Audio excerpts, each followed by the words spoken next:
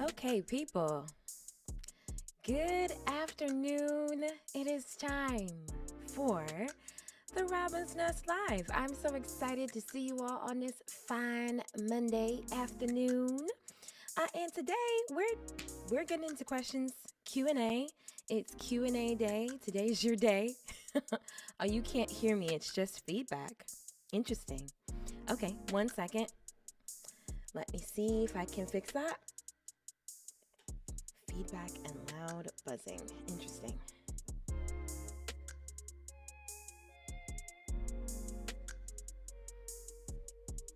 Is that any better? Is this any better? Let me know. All right, cool. So today is Monday in the Robin's Nest Live. And today I'm doing Q&A. So you can feel free to ask me any question that you have in the realm of vocals, songwriting, ear training, maybe even a little music production. I'm happy to take any questions you have. Let's see, please let me know a music institute I wanted to join as a music instructor. You're gonna have to do some research, Atwar. Can't hear me still. What is going on? Oh!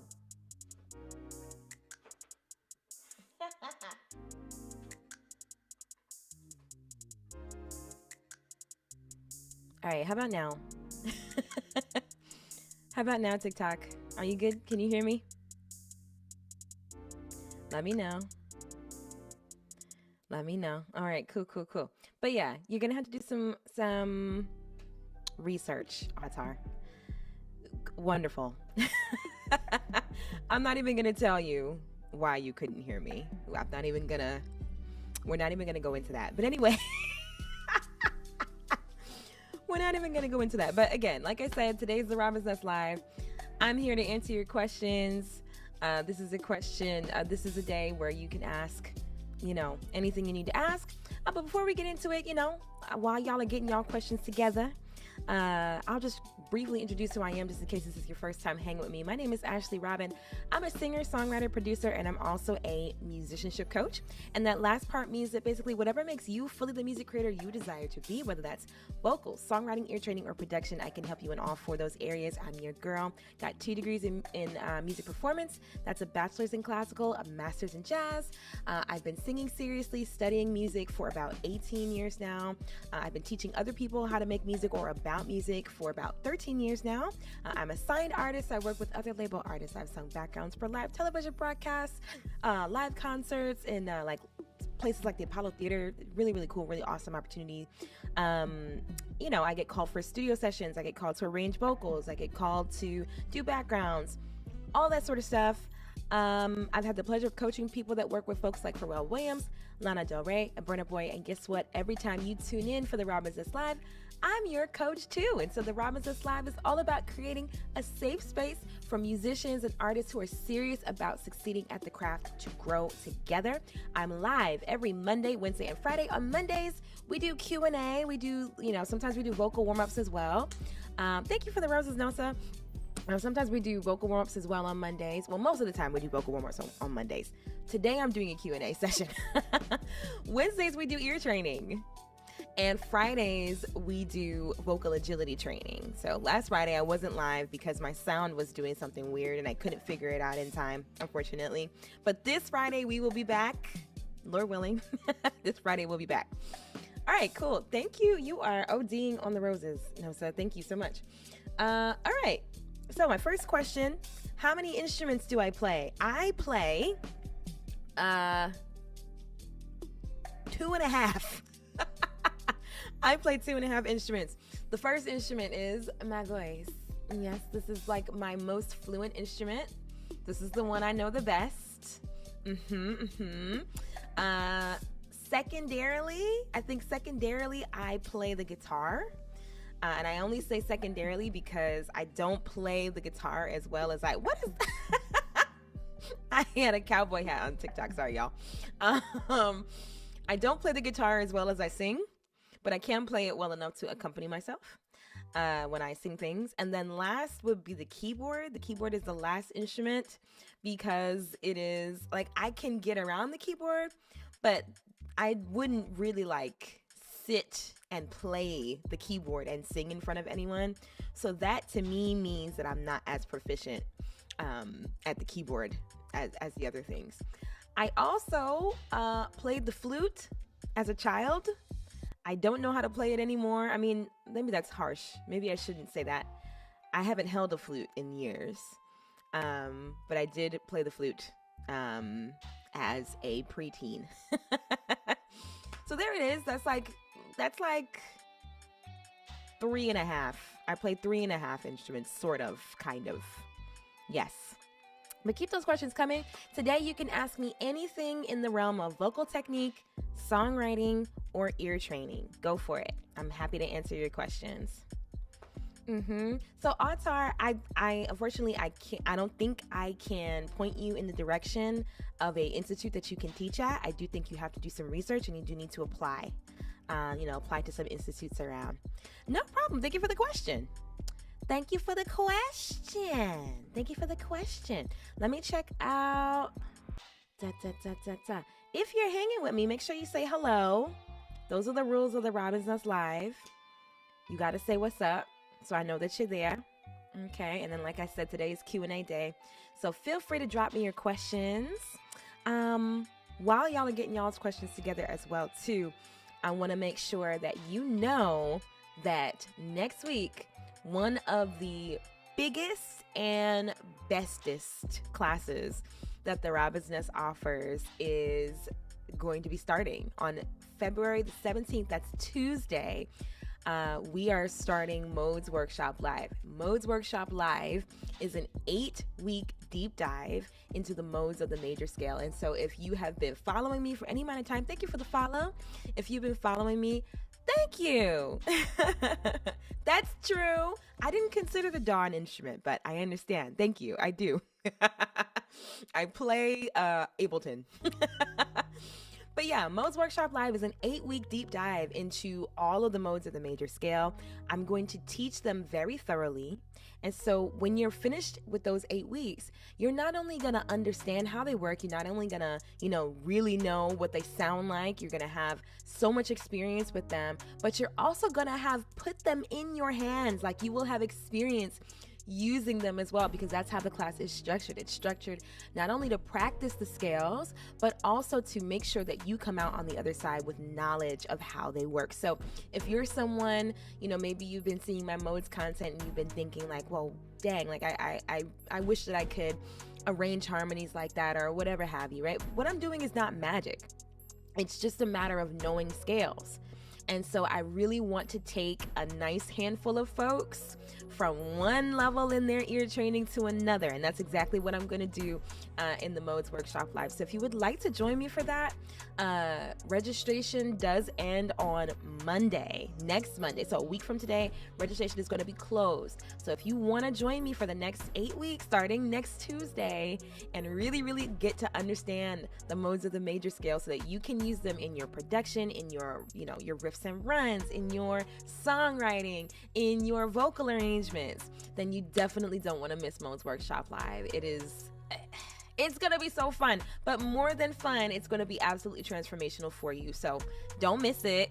If you want to sign up, if you want more information, head to the link in my bio. The first link in my bio is a link to register for Modes Workshop Live. And if you want like information, like say like you feel like you're not ready for Modes Workshop Live, or like you feel like it's too far ahead or too high for you to understand, highly recommend that you come to my intro class. It is a free class. I'm offering it today. In fact, I'm doing one in 30 minutes. It's called Control Your Sound. I'm doing another session tonight at 7 p.m. Eastern. So if you want an introduction to the information that I'm going to teach in Modes Workshop Live, then you should totally come to Control Your Sound so you can get your formal introduction to the information. And so that you can see that you are not excluded from getting this really, really great information. So you could totally join Modes Workshop Live and take your stuff to the next level. Okay, next question, Enoch. have you used a nebulizer for vocal health and how does it work? Yes, I have. I have used a nebulizer. I do enjoy using a nebulizer. Unfortunately, the last nebulizer that I had broke. I have to get a new one. I have to get a new one. Hey, Nate. I have to get a new one. But essentially, what nebulizers do is it's like they bring hydration directly to the vocal folds. It's a really, really great tool. I think the best thing about a nebulizer is the fact that they're typically portable. That's the best thing about them. If you use a steamer, steamers are awesome. You know, steamers are great because, you know, it's hot steam. All that's excellent for the vocal folds to hydrate externally. But you can't take a steamer with you everywhere. You know, a lot of times steamers are pretty big. They're hot, so you don't want to be, you know, transporting hot steam, right? Or having to transport water around with you in order to use it. But nebulizers are very convenient because it's pretty much just the machine, whatever the little machine is that you get, and the saline solution. That's all you need. And yeah, you're good wherever you're at. So yes, and that's how it works. It's very, very handy. Very handy to have. Yeah, how are you, Nate? I hope you're doing well. It's been a while since I've seen you, but I hope that all is well. But yeah, keep y'all's questions coming.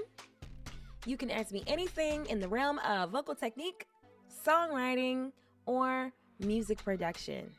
Did y'all watch the Super Bowl yesterday? Yes, we're both blind. We're both blind. Look at us. Yeah. But did y'all watch the Super Bowl yesterday? What was your favorite part?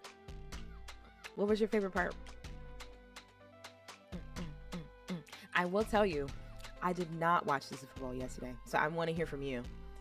You tell me if you had to tell somebody about what you saw at the Super Bowl yesterday, and you had a recommendation for someone who didn't see it to start somewhere, where would you tell me to start? What would you tell me to watch first? Yeah, I understand that, Nate. Yeah, if you saw the Super Bowl yesterday, I did not. Hey, I missed you, Chrisleen. I didn't see you come. I didn't see your message come in. I don't know if you're still there, but hello. Yeah. What do you think? Somebody was just talking about Charlie Puth's national anthem. I want to check that out. I want to check it all out. I missed all of it. So I definitely want to check all of it out. I want to see, you know, what it is. Right. You would lead with Coco, and then the halftime show, and then the national anthem. Okay. I can do that. I have a feeling that Coco's Lift Every Voice and Sing is just full of deliciousness that needs to be studied and investigated. I have a feeling. I have a feeling in my bones. Yeah, I'm definitely going to check it out. And I will check it out in that order. That you have my promise. Scout's honor. I will check it out in that order. And let me just say, too, this is going to be a pretty big week. This is going to be a pretty big week in the Robin's Nest in terms of me being live. I'm going to be doing a lot on live this week. Okay, because it's almost like the pregame to Mode's Workshop Live. Okay, so I'm going to be hanging out a lot this week. I'm going to be doing vocal arrangements a lot this week on live so that y'all can all see. I'm going to see if I can do them simultaneously. I might have to do like one day on Insta, one day on YouTube, one day on TikTok. Maybe I'll do that because sometimes it gets a little challenging to do all the places at once. But yeah, we're going to be hanging out, making vocal arrangements, doing all sorts of cool stuff. So definitely keep your eye on the top of your feed. Okay, and see when I'm live. Come hang out with me. The arrangement was exquisite. I can't wait then. I can't wait. Was it Modesy? Was it Modsy? Oh, okay, Enoch, I see you. You want me to get deep. All right, fine. What do you think about AI music for songwriting? The halftime show was great. The Seahawks won as I predicted. Wonderful. Okay, you're saying, what do I think about AI music apps? You know, the people. Hey, Dashelle. I think I saw Jazz Leroy too. Hey, Jazz Leroy. AI. I have feelings. I have feelings and thoughts about AI. I think that AI can be a very great tool. You know, it's a great tool. It can be very helpful and useful for getting your ideas together, fleshing them out, right? But as someone who has kind of put everything on the line to be able to write my own songs and to be, you know, to be able to sing my own music and, you know, create and arrange myself,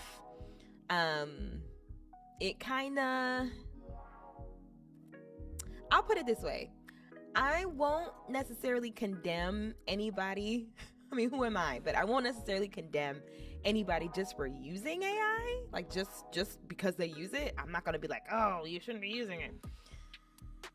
But I think the line gets crossed. Hey, Kamisha. I think the line gets crossed when we start lying and saying that something that is AI is us. Like, we try to pass off AI work as our own.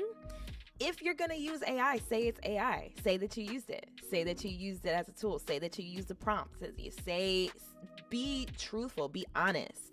And as I'm saying this, I see you in the chat and I'm like, yeah, Kamisha was just ranting about this on her page.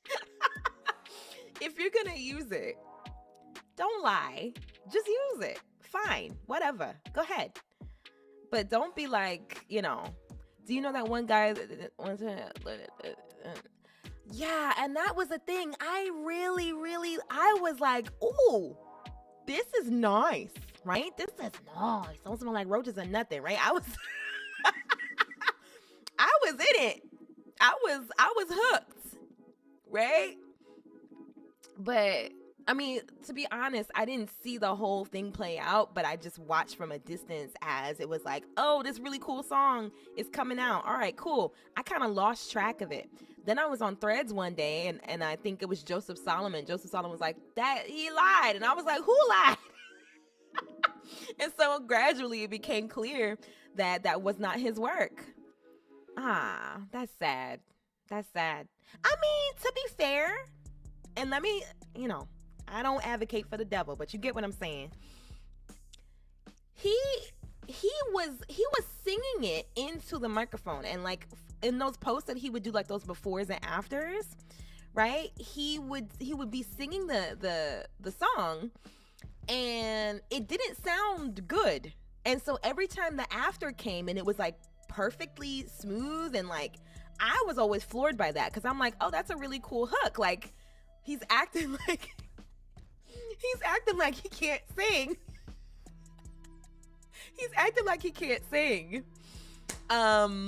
And that's a really cool hook. Maybe I should try that one day. You know, I'm thinking like, yeah, that's, you know, anything to get the people to stop and listen. Because, you know, it's hard. These algorithms are tough, right? So that's what I thought. I thought that he was pretending or like just acting like he could not sing, or maybe he was just singing a draft and was just doing it very like not good on purpose. But then yeah, then it came out that's actually his voice. The AI took it to another level, and you know, yeah. This is exactly, I sing without auto-tune sometimes, just so right. You gotta remind people. I go in and out because some posts I'll do just for the polish of it, just so that, you know, it's like locked. I'll do my posts and I'll tune my vocals, because, you know, to be fair, tuning vocals is industry standard. It is industry standard at this point. Everybody tunes their vocal, right? And I think it's actually kind of rare, at least depending on the genre, that people release music with untuned vocals these days, right? So there's that side of things. But yeah, sometimes I will post a post that's just me singing because I need I need y'all to know. I mean, you know, maybe I don't need you to know. I know who I am, but you know, I know sometimes it can just be reassuring for folks. Yeah, exactly. There it is. If you cannot sing, auto-tune will not help you. If you cannot sing, auto-tune will not help. And that's the truth. That's the truth. So, you know, it's just, in my opinion, it's an aesthetic choice. If you tune your vocals, it's for the aesthetic. Because at this point, it's part of the genre. Right? Especially if you do, right, right. Especially if you do, shoot, what am I saying? Especially if you do, right, especially if you do hip hop, R&B, and even pop. Like those three genres, at this point, a tuned vocal is part of the, trap, exactly. A tuned vocal is part of the vibe, right? The average person thinks about, exactly. They don't realize everybody's vocal is tuned. Everybody's vocal is tuned. Maybe not everybody. I can't, because I don't know everybody. I haven't heard every song that's ever been sung. I haven't heard every record ever. But if it's popular, you can pretty much bet that it's probably tuned. The vocals have probably been tuned. So, yes, follow Nate. Nate's fun. Nate is fun. Nate has this really, really cool platform called By the Way, Can You Sing? It tickles me so much. He just walks up to all these famous people with a microphone and he's like, hey, can you sing? And they're like, yeah, a little bit. And then they, you know, step on your neck. You know what I'm saying? So it's a really, really cool thing. Nate, do you have that linked to your profile? Yes, I'm glad. Look at the community being formed. Kamisha is an excellent musician as well. Go ahead, follow each other. Kamisha is an excellent singer, producer, all the things. Follow. Wonderful. Any other questions, y'all? Today is Q&A in the Robin's Nest. Ask a music coach. You can ask me anything in the realm of songwriting, vocal technique, and ear training. Go for it. And if I missed your question, please ask me again, because the conversation was kind of trucking along and I might have missed something. Yeah, Enoch, you're saying you try to avoid using AI apps because you feel like it'll stifle your creativity. That's possible. I think that's possible and probable. Please, how to build tone. Okay. I think that tone has a lot to do with breath control and your ability to hold your vocals steady. I think that tone a lot of times is, because people mean a lot of different things when they say tone, right? When you hear a singer and you like their tone, that means a lot of things to different people, right? But I think in general, to have a pleasant tone of voice and to strengthen the tone of your voice, you do need to build your breath control and you need to build your vocal control. So you need to practice, singing lines with complete awareness and investment in the sound that you're making, keeping your voice steady. And the other part of your tone is going to come from just the way that your vocal folds are constructed. All of us have different voices, right? And so if you want to build your own personal sound, your own personal tone, you got to start with breath control. Tips for switching between head tones and chest tones. Flipping or moving through. See you, Nate. Good to see you as well. Thanks for stopping by. So you're talking about flipping, or are you talking about going through? I'm a producer trying to help artists sing better, but I need to, if the more you know, the more you will be able to help. Okay, flipping. Okay, sure. Ask me again. I don't want to mispronounce your name, but it starts with an N. Ask me again in a couple seconds. Let me answer Kamisha's question first. So what you got to do is you have to be very in touch with what's happening when you go to your chest versus when you go to your head, right? A chest voice sound is it involves thick vocal folds, right? It's almost like speech, right? And so tap into your voice in the space that you speak in the range that you speak in, right? Because that's the thing too. I struggled to flip. I wanted to flip so bad because I love the sound of a good vocal flip. I'm still honing my flip, but when I realized that I could not flip because I did not have a chest voice, or I didn't know how to use my chest voice, I was floored. I was absolutely floored, right? Because if you're trying to flip in your mix, it's not going to happen, because the whole point of a mix is not to flip. But what you have to really have a strong sense of head voice and chest voice. So chest voice being, this sort of like, strong sound. And then head voice being higher in my range, but also lighter, using thinner, vocal folds as well. So then if I can switch between this if I can start to practice exercises that make me do that, then I'll get better at it, because it's not that you can't do it. I understand. So you got to get more in touch with your head voice, probably. And in fact, I feel like that tracks. At least from what I've heard from you, you do have you lean into your full voice a lot. But you probably could stand to get a little bit more in touch with your head voice and that sort of wispy sound. Okay, let me see. Oh, the questions are flying. But yeah, so if you got to practice, like, you could do it with a fifth, right? Or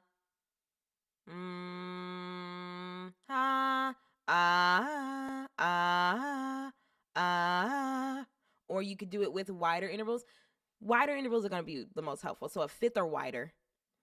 And just practice going up and down. Use your full voice on the bottom and then pull the voice back to a more wispy sound on the top. And you should start to awaken your flip. You have to be in touch with both parts of your voice in order to flip, so that you can do the flip. I hope that makes sense. Y'all are asking a lot of questions. It's making me feel a lot of pressure. Okay. Somebody asked a follow-up question on tone, frosh sound. Can you copy and paste it for me one more time? I'm far away from my phone. Just copy and paste it for me one more time. One more time. What was the question? I'm here. I'm locked in. I'm locked in. Okay. I'm waiting. I'm in position to catch. Go for it. And for those of you who are just joining, I'm doing Q&A today. It's the Robin's Nest Live. You can ask me anything in the realm of vocals, songwriting, ear training. Go for it. So you said practice with intention. Yes, I did. I always say that. What exercises specifically? Okay, so I don't use OBS. I use Streamlabs. Can I do because I feel like if I try to do TikTok Studio and Streamlabs at the same time, my computer is gonna turn into molasses. So that's my fear. But I'll give it a try.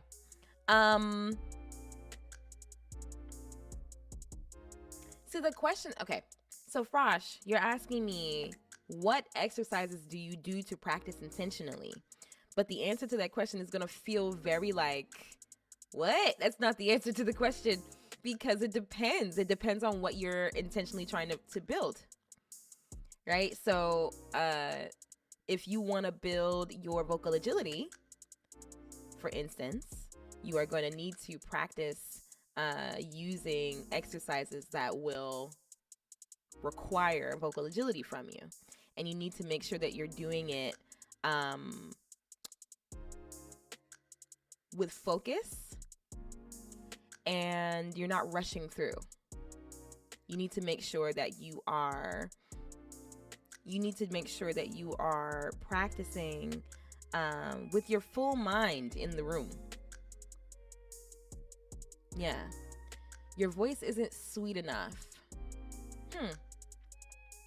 I mean, I'll tell you what, it's kind of hard to, I can't really coach you through the screen, unfortunately, right? You would need to, I would recommend getting a coach, because there's so many reasons why that could be happening. And I don't want to just give you a blanket reason. I can't hear you. You know what I'm saying? So I would highly recommend finding a coach. I'm a coach. You can book coaching with me. Link is in my bio. But if not me, you know, I'm sure there are plenty of brilliant vocal coaches out there who can help you uncover the answer to this question that you're having. Because in order to practice something intentionally, you have to understand the inner workings of it. You have to know what you're targeting and how to target it, so that you can get the results that you're looking for consistently. Because if you just practice aimlessly, you know, a little exercise here and exercise over there, and you're not really focused on any particular goal, or you're not tracking your goal, you won't be able to know when you're getting better, you know? So that's pretty much, that kind of sums up what I mean by practicing intentionally. I mean, practicing using exercises that target the skill that you want. When you practice, making sure that your brain is in the room with you, right? You're not just like vocalizing aimlessly, but you're vocalizing and paying attention to your body, paying attention to the way that it sounds when you get it right. What does it feel like in your body when you hear the sound that you're looking for? That's what you want to memorize, so that you can continue to release that, or to have that same. That's what you want to memorize, so that you can maintain your consistency. If you are not paying attention to the ingredients of the sound that you desire, you can't replicate that sound. And that's the same thing that I say about, like, you know, why I'm always talking about learning scales and doing ear training and doing music theory, and making sure that you have that, at least at the very basic sense, that you know what's happening. Because if you're not aware, if you don't have a name or a category for the music that you're creating, or the tools that you're using musically, how are you going to explain it? How are you going to replicate it? Right? It's all going to be just an accident, especially for my vocalists. And this is where I started, so please know I'm not throwing any kind of shade. But like, when you get started as a vocal arranger, really what you do is, sometimes anyway, maybe not everybody, but when you do, it's almost like you're just kind of singing around until you hear something that you like, and like you're testing out dissonances, and you're testing out intervals and harmonies, just to see what will happen. But a lot of times we're doing that without any understanding of why we're doing it, or what exactly we're doing and why it works. So when we do get to the answer, we don't know why. And so the next time we pull up the DAW, or the next song that we write, the next thing that we have to arrange, we don't have anything in our bag to really pull from, right? So that's kind of why. That's one of the biggest reasons why I emphasize ear training and learning scales. The difference between blues and minor pentatonic scale. The blues scale has a flat 5 in it. So the minor pentatonic scale is, hold on, I gotta turn this beat down. So the minor pentatonic scale is 1, flat 3, 4, 5, 7, 1, or flat 7, 1. The blues scale is 1, flat 3, 4, flat 5, 5. So 1, flat 3, 4, flat 5, 5, flat 7, 1. Okay, that's the difference between the two. Right, so your minor pentatonic scale is your blues scale is It's got one extra note in it. Yes. Yeah. Thank you for the follow. Is that my eyes? Kelvin Jazz. Thank you for following. But yeah, Frosh, I think you're gonna have to. You need a coach. You need somebody to hear you. Yeah, you need somebody to hear you so that you can decode what the issue is and target it. Okay. All right. So I am about to go teach my free introductory session to modes and how they work. The session is called Control Your Sound. If you would like to join me for that session, I'm doing it today. There's 4 minutes until the 1 p.m. Eastern session, and there's plenty of time before the 7 p.m. session. Head to the link in my bio. The link is in my description as well if you're watching me on YouTube. But, join me for the Control Your Sound session, and we can, start to get you on the road to using the modes of the major scale. Like I say, if you watch my content and you're like, oh, wow, so cool, the things that she's doing. It's not magic, and I want to share it with you too. I want you to be able to do it too, and I want to bring you along on this journey that I'm on to be very intentional about the way that I arrange harmony. I want to show you how to do it too, okay? At 7 p.m. Eastern, you can join me at the link in my bio or the link in my description if you're watching me on YouTube. But also, even more important, how do we connect? DM me or head to my bio, okay? But yeah. Even bigger than Control Your Sound is Modes Workshop Live.